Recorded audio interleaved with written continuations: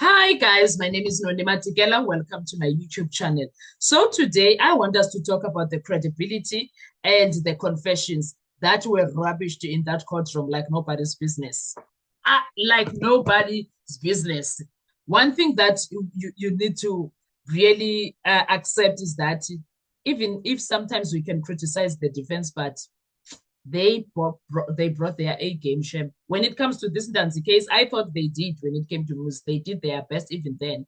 But when it comes to this Ndanzi case, which was very crucial, they brought their A game like nobody's business. Listen carefully to this because what you're about to hear exposes one of the biggest credibility failures in this entire trial.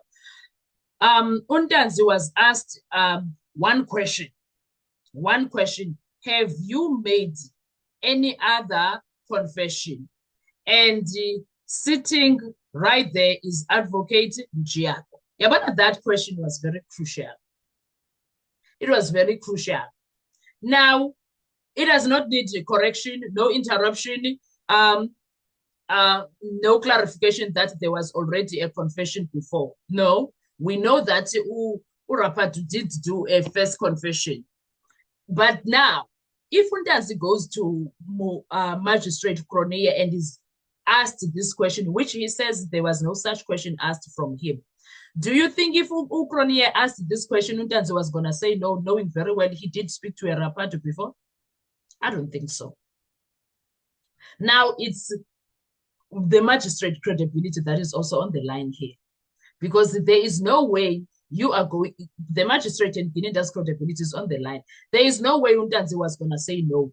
Undanzi was going to say, I did speak to someone, a Mr. Rapatu, who was called a justice peace officer, whatever, if that's how he was explained or introduced to him. But he was going to tell Magistrate Cronje. The other disturbing part is that Advocate Mjiyako was sitting there in that courtroom, and Advocate Mjiyako, did you know these details? Did you know these details? How?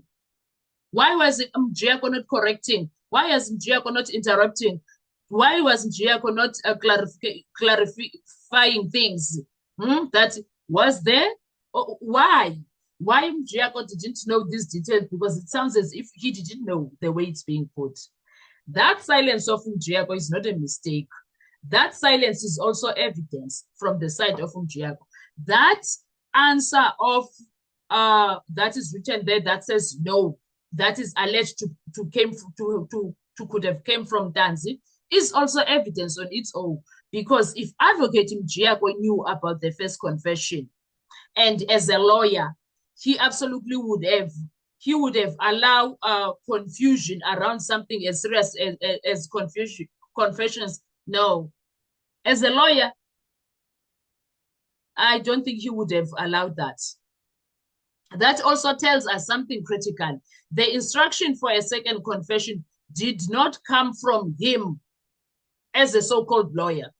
Now let's go deeper into this. The state says the first confession had less details. But why?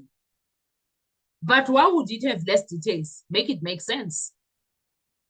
The second confession was more detailed, more precise, more incriminating. But why would Ndanzi not say the exact same things when he was talking the first time, confessing the first time, and also telling the same thing when he was confessing the second time? Why not? Why it sounds as if someone went through it and said, that's not it. This is not going to cut it. Why? And do you know, when you look at it, the first one is done on the 18th, and then the second one is done on the 24th. It looks like there was what you call prosecutorial investigation-led kind of vibes. Because tell me what happened 19, 20, 21, 22, 23. What was happening? 19, 20, 21, 22, 23. 5 days. What was happening in that 5 days? Tell me. Does that mean Ugininda went to consult with the prosecution? I don't know. I'm just having those thoughts in my head. And let me ask you something very simple. What lawyer on earth advises a client to go and make a more incriminating confession? No lawyer does that. Not a junior, not a senior, not someone who knows the process. Never. A lawyer attacks admissibility. A lawyer suppresses evidence. A lawyer does not strengthen the state case. Never. So when the excuse suddenly becomes he went against perhaps my advice, it won't fly. Even if he comes and say, no, Untanzi wanted to do the confession and he went against my advice. No, that excuse demands proof. If there could be a time where he comes and gives us that excuse, it will demand proof. Something is not right there. There is a problem. And here is the problem. The 23rd of June 2020, the day that never happened or existed the way Guinea wants it to exist. Everything hinges on one thing, the alleged consultation on the 23rd.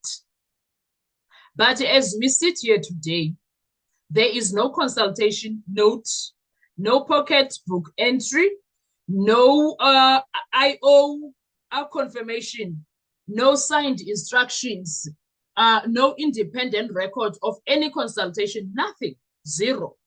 The state already failed to prove all of that. The pocketbook failed, the IO failed. And if all of that was there, the state would have brought it. We know this.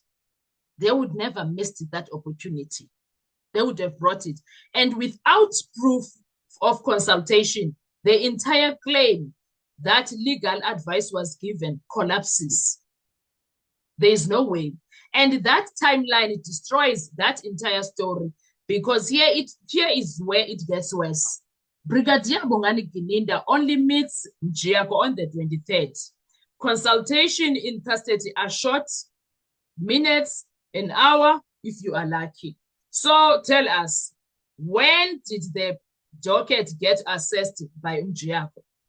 When was it read? When was it analyzed? When was the strategy formed?